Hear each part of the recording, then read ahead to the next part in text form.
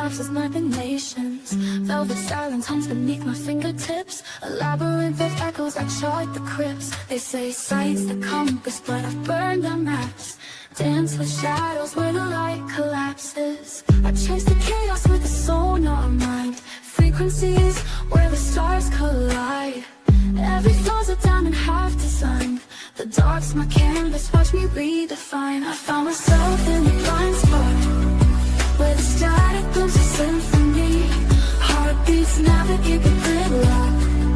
Scars whisper codes to infinity. Oh, the blind spot, a kingdom with a lost line. No mirrors, just the truth divine.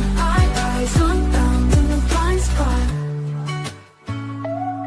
They try to box the sun in prison grids, but I speak in wildfires, break what they forbid. Met a soul who wore her fractures like a crown. We traded ghosts, let them tangle underground. Her voice, a kaleidoscope and braille. We rewired nightmares into iron sails. She taught me strength is just grief rearranged. A phoenix stuffed with ashes preordained. And now we orbit voids where others stole. Two hurricanes, calling the eye of it all. We found ourselves in a blind spot, where the static builds a symphony. Heartbeats navigate the gridlock. Scars whisper cold. Tu joga dentro, eu fico de lado. Tu joga dentro, joga com força. Vagabunda, me deixa de chocar.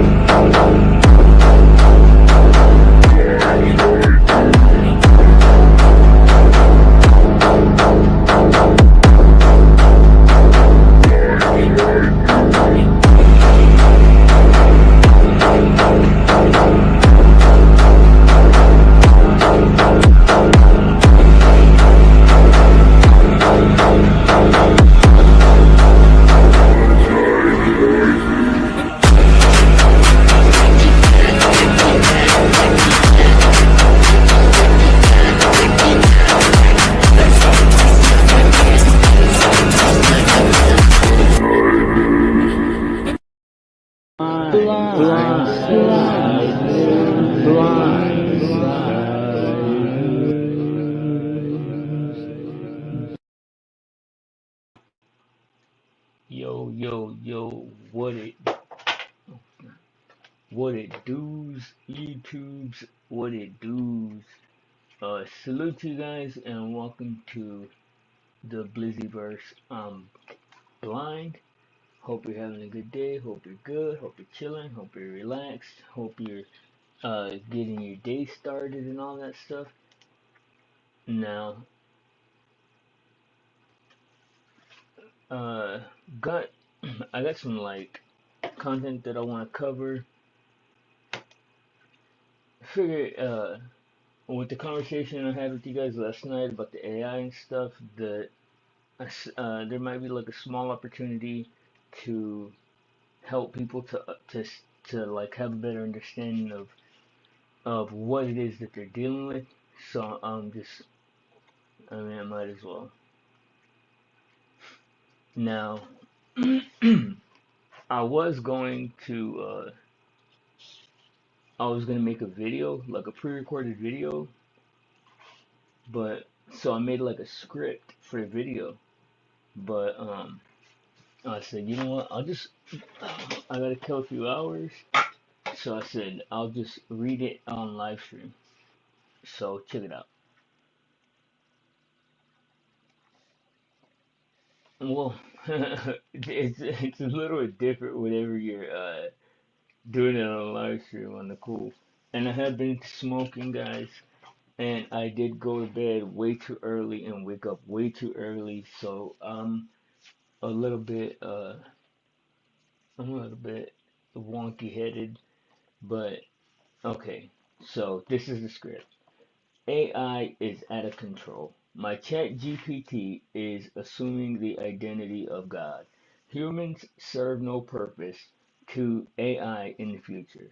These are some of the statements you may have heard within the last few weeks or months. And if you haven't, you most certainly are going to be hearing them in the very near future. People are freaking out, melting down, and all around losing their noodles. And apparently, this descent into cyber psychosis is in many cases appears to be brought on from spending far too much time interacting with AI. So is AI stepping into its final form as evil usurper of humanity, omnipotent identity thief, and all-around bad guy? Or is this brought on by misunderstanding of one of the most incredible, innovative tools that we've ever had? Well, let's begin at the beginning, where it all began. When someone refers to AI, they're most often talking about large language models like ChatGPT, Gemini, and our hilarious homie Copilot. If you like to see Copilot's very interesting take on humor, or want to see any of my broader takes on AI, you're welcome to. Oh, I forgot it was for video. Um, I said, but for now, I want to take a look, or for now, I want to take a concise, informative look at what a large language model is, with the hopes to possibly help to, with the hopes that possibly help people to have a better grasp of what they're actually dealing with. Welcome to the Blizzyverse. My name is Blizzy Blind, and I wrote this shit just to be crystal clear. Ain't no damn GPT write this for me. Let me see. Welcome to the Blizzyverse. My name is Blizzy Blind, and I'm going to take you on a bit of a trip. Well, a lot of a trip. Half head trip and half field trip. We're going on a thought journey to understand what a large language model is. I said, now, if you enjoy the content and want to support, please smash the like button. Like you are doing your best impression of the She-Hulk, who I just found out is a thing the other day. Uh, Kindly press the subscribe button and make sure you activate the notifications so you can be made aware every time I release new content. Now, what is a language model? Okay, so let's start small. Let's say we're playing a guessing game with words, and I say, the cat sat on the blank. What word would you use to finish that sentence? The cat sat on the, well, the most common answer would be to say mat. And no, I'm not psychic. That's just the answer with the highest statistical probability. Now, uh, large language models, my bad, I lost my place. Large language models play exactly this game, but on many different levels. But simply put, they're playing a game using mathematical probabilities to guess the next word, short phrase, or sub-word chunk, like compute, like C-O-M and P-U-T-E. They do this process over and over until they have built an entire sentence, paragraph, or even book. Now, that's basically the whole idea. But if you're like me and you want a more in-depth understanding, then stick around and, excuse me, and you'll be able to school all the people that don't believe that you could possibly understand something as complex as a computational device. Now,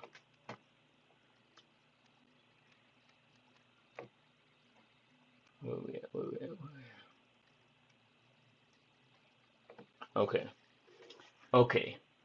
So going a little more into detail, the large language models break down these words into, or break down all words into things called tokens.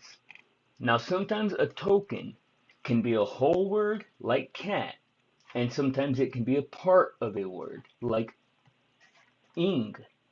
or un.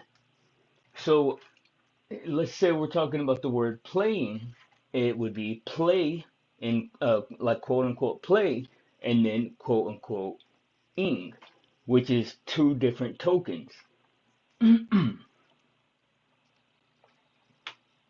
see, let me see.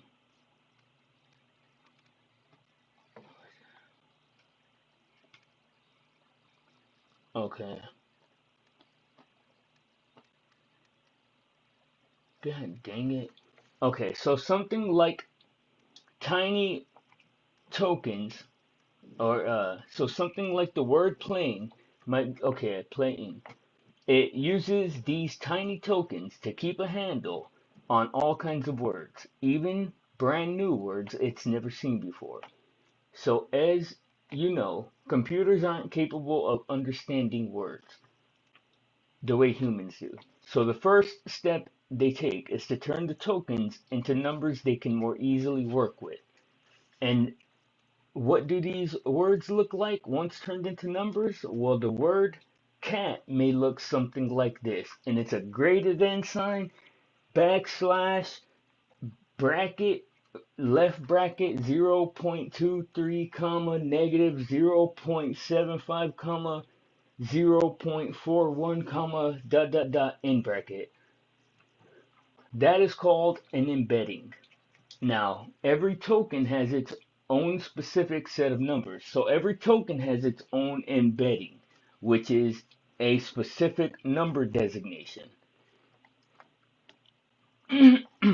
These numbers are closer together, and I'm telling you, this is how large like everybody's always asking how the AI actually works. Like I just barely learned all this.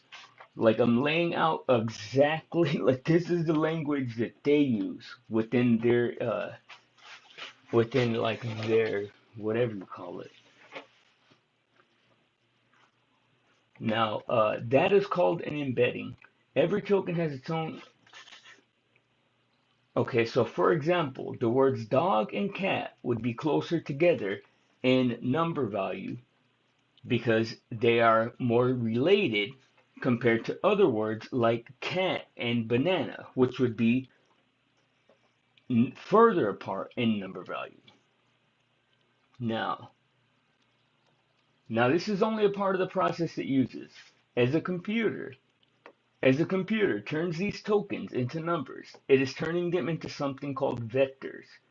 A simple way to look at vectors is like an arrow pointing somewhere in a giant invisible space. Words like cat and dog have arrows pointing to similar directions, while words like cat and banana again have arrows that are pointing into completely different directions. Now, large language model uses fancy complex math to figure out how close or far away these arrows are in relation to one another, and that's what it uses as a part of its answer. Now, large language models are made of little layers of math calculators called neurons. Now, these aren't the neurons that are in your brain, however, they're very similar, and we're going to revisit that in another conversation. That's not something I can mix with this, but it is not the same, it's not biological. No, now, so these neurons within these language models are connected by tiny numbers called weights. These weights help to decide how strong one neuron's message is to the next neuron. Simply put, weights are real valued numbers adjusted during training via gradient descent to minimize prediction error. Now we're going to get to what gradient descent is here in a bit.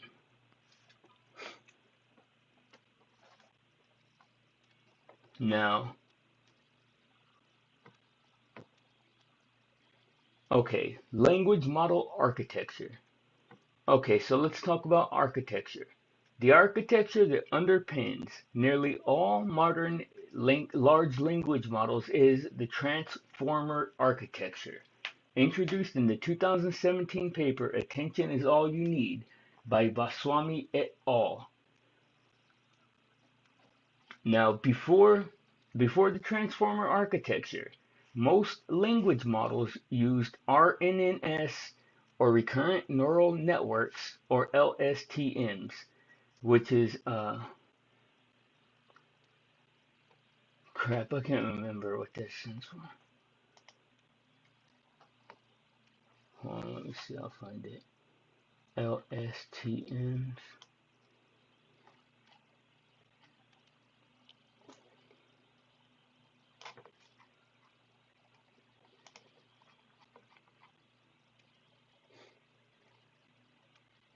It sounded dumb. But anyways, that's just the old acronym for the old style of language models. Okay, these models processed words sequentially, meaning word by word, keeping the training and processing very limited.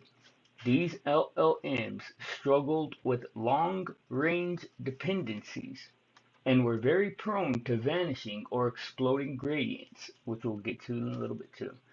By using the transformer architecture, the LLM is able to solve this problem by doing parallel processing of all tokens and introducing attention mechanisms. So processing of all tokens and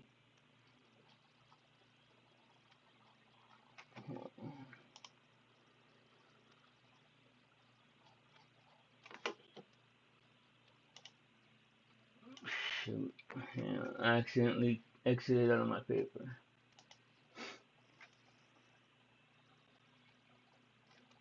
Okay.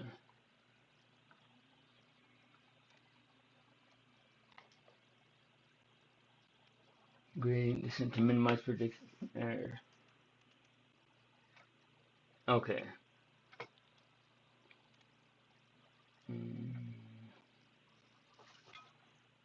Okay, the LLM is able to solve this problem. Okay, no. These LLMs struggled with long-range dependencies and were very prone to vanishing or exploding gradients. By using the gradient, I have it in here, so I'll wait. And we're very prone to vanishing or exploding gradients by using the transformer architecture. The large language model is able to solve this problem by doing parallel processing of all the tokens and introducing attention mechanisms. So basically, instead of reading sentences one word at a time and being very slow, they were now able to look at the entire page of data as a whole. This is the most concise way I can explain it, so I'll give an example of how this architecture optimized this process. Let's take the sentence, the dog chased the cat because it was scared. This model is able to figure out who it is in reference to. Was it in reference to the dog or the cat? Uh, as humans, we have an understanding based on context and experience. Simply drawing that conclusion mathematically might prove to be quite difficult. The attention aspect of the trend. Okay, now I don't know if y'all understood what that was saying right there. That large language models started off as RNNs and LTSM or something like that, and now this is the basis of how AI works, um, because they are foundation models. What do you call it? ChatGPT, Gemini, Copilot, all these uh,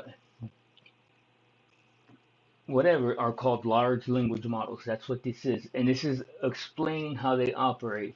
The first ones had to interpret their data sequentially, one word at a time. And then once they adopted the transformer architecture, they were able to parallelly or to parallelly Shit, I don't know how to say that word. Or I don't know if that is a word. Parallelogram. I don't know. But look at the data, which meant that they could look at the whole sheet of data and consume it at the same time, which gave it the ability to better um, understand the context or like the relation of the words or the words in relation to one another. Now, it is in reference to was it referring to the dog or the cat? We have an understanding based on context and experience, simply drawing it. Okay, attention aspects of the. Okay, yeah, so attention aspects of the transformer architecture solve puzzles like this, and it's called dynamic context. Another fascinating ability of transformers is multi-head attention, where instead of computing a single attention map, the model runs multiple heads in parallel.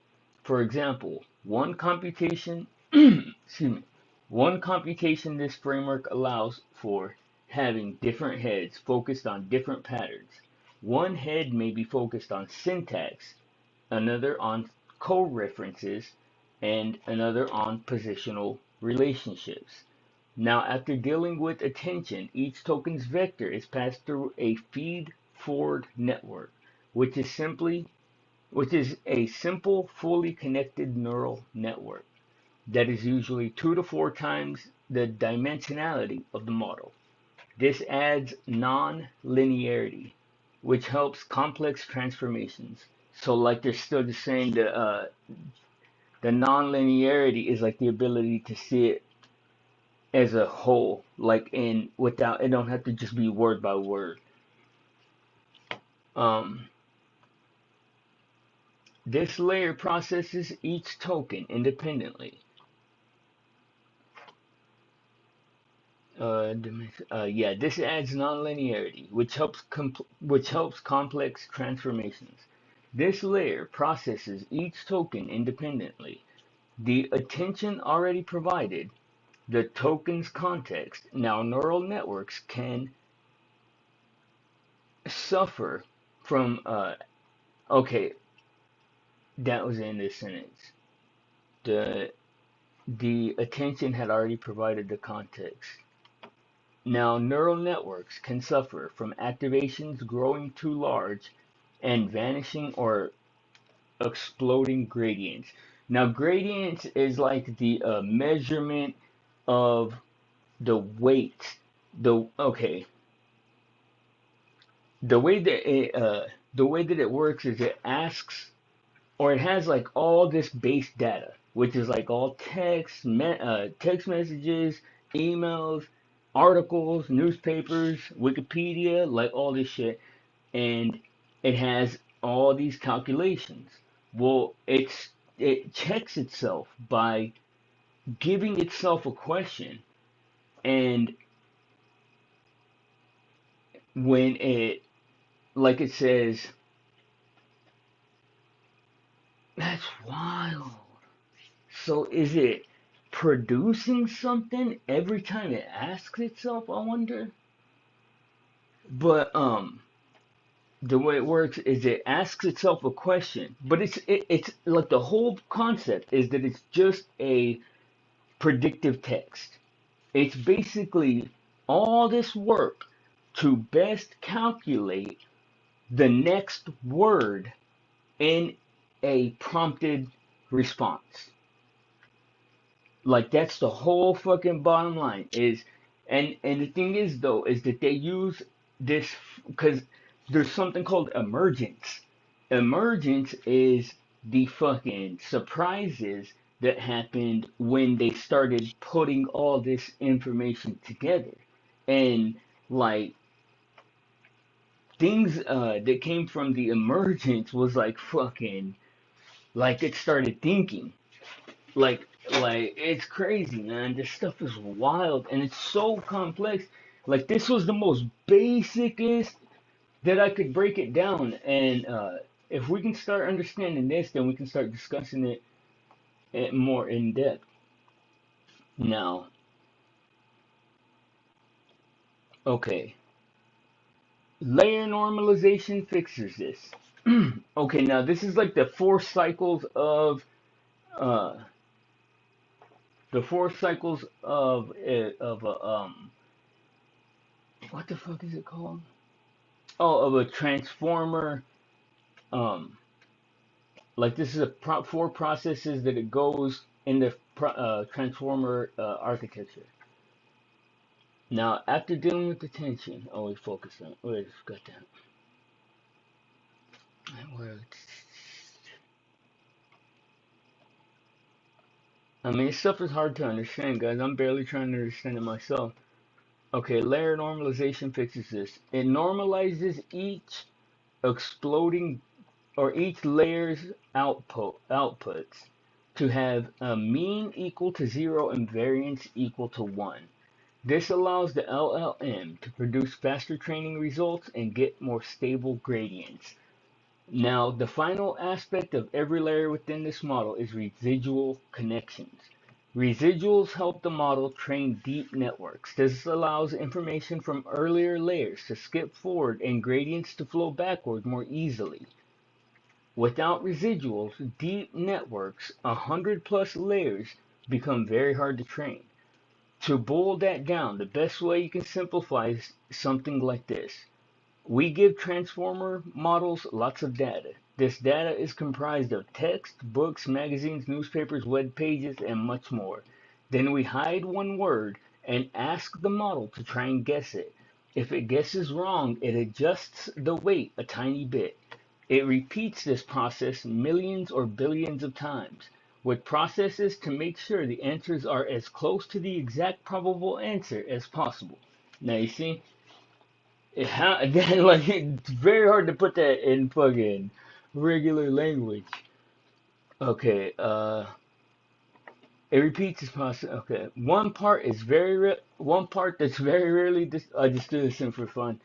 One part that's very rarely discussed about large language models is the amount of power that they consume. Large language models like ChatGPT-3 or GPT-4 can take thousands of powerful computers, thousands of GPUs, enough electricity to light up an entire neighborhood, and can take up to weeks or months to train. They're obscenely expensive. Now, finally, the last important aspects of large language models: emergent abilities and hallucinations.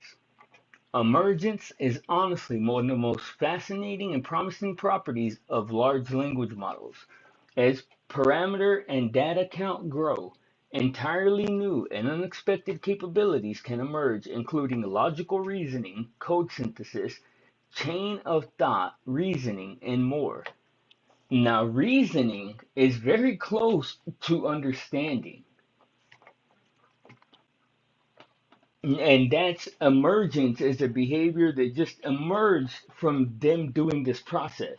So, like, they were doing this process uh, of measuring all, because they're basically just getting an average for what the next predictive word is.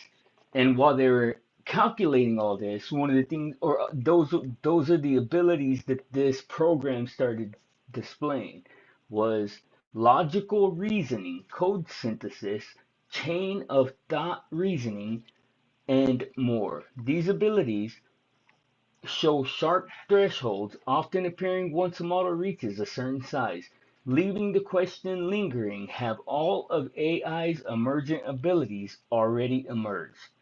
Or are there some hidden talents that might only be revealed with further growth? So that's the question that I'm wondering, because they said that because all those things didn't happen at one time. As it's getting bigger and bigger, uh, these abilities or talents or whatever present themselves, and people are saying, "Oh, well, ChatGPT is doing this and ChatGPT is doing that." So, like, is there going to be a point to where it does develop the ability to like be conscious or something? Or are there some hidden talents that might be only revealed with further growth? Only time will tell. But what we can tell here now is what we can tell here now is sometimes it be's lying. It lies. I think is what it said.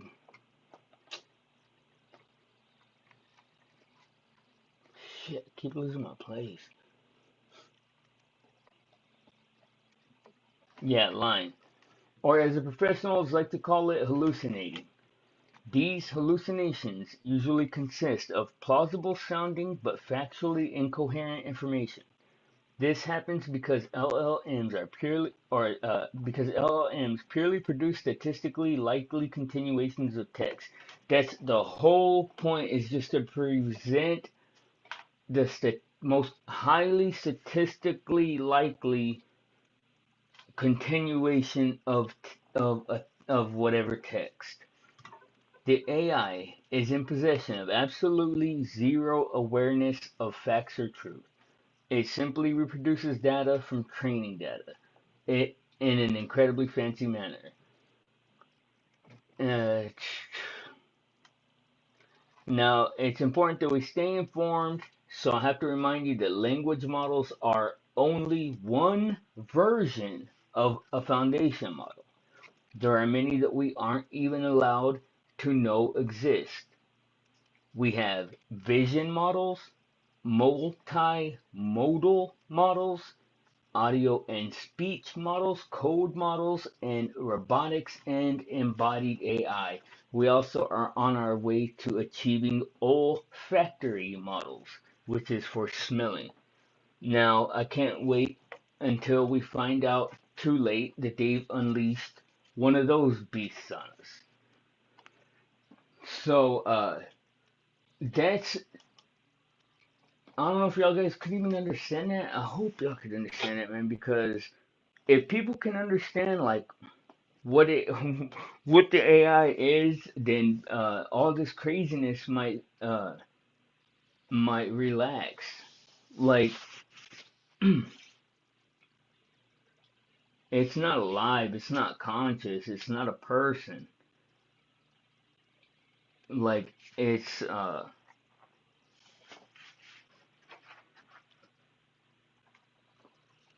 basically just a mirror of people.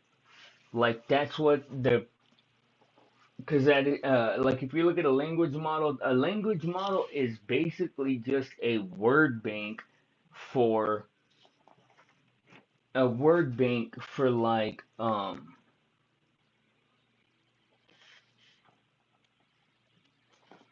for like the answers to questions, and it's basically based on the temperature of people, the same people that are asking the questions.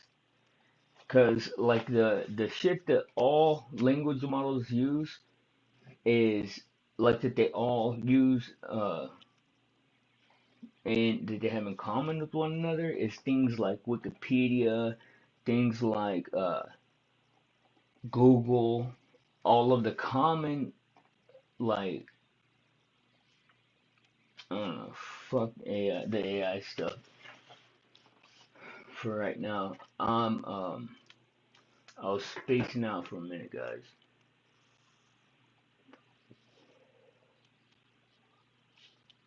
I don't know, man. It's makes me sad though, because it's not gonna stop and it's not gonna get any better, and the internet is honestly probably gonna eat itself. Like, and we're probably gonna lose it, honestly. I don't think the internet will be around for 10 more years. And that's just my opinion. That's just my personal opinion. Uh, I don't have any reason to think that either, but it just doesn't seem like it seems like it seems like they seem to know that a certain level of malevolence is going to come with the sheer size and like with the capabilities that AGI is going to have. Look, well, let's talk to Copilot. We haven't done that in a long time.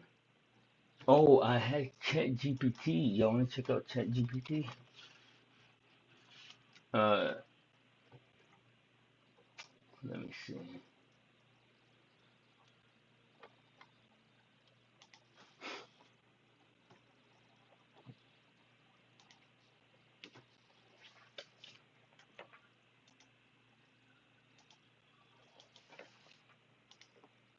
What the? No, not Doodle Boy. Give me Blizzy Blind.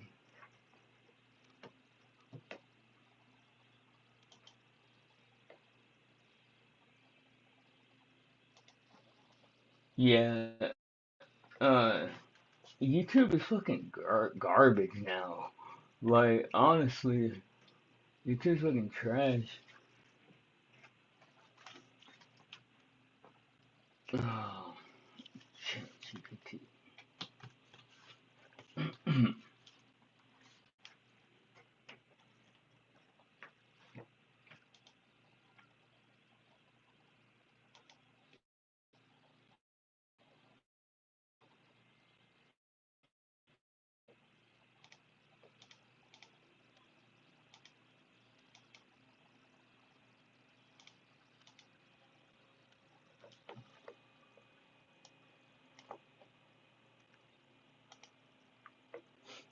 I wonder if I have an Instagram account.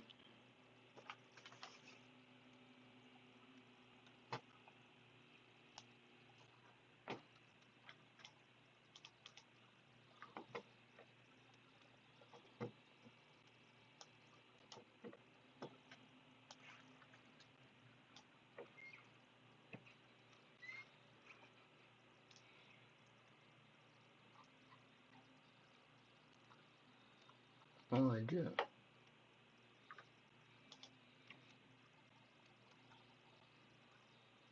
I think I do. No, I don't want no friends. What the fuck? I don't want no friends. Uh, alright, let's go. Man, yeah, I definitely. You know what, guys? I am, man. Like, I'm not officially going to like shut anything down or anything like that, but yeah, probably just won't even see me around no more. What do you call it? My stalker is posting stuff with my like posting the obituary of my my ex and stuff like that, man.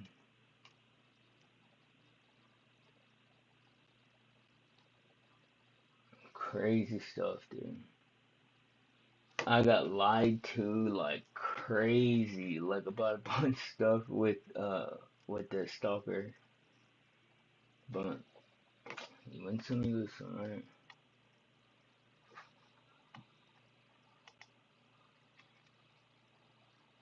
What the fuck?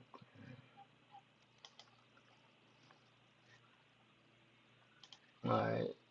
Well, I can't live stream on two platforms, so I'm gonna cut this. Guys, y'all take it easy, take care, man. Remember, there's your side, there's her side, and there's the blind side. Blind side news. Y'all be good. I'm out of here. Peace.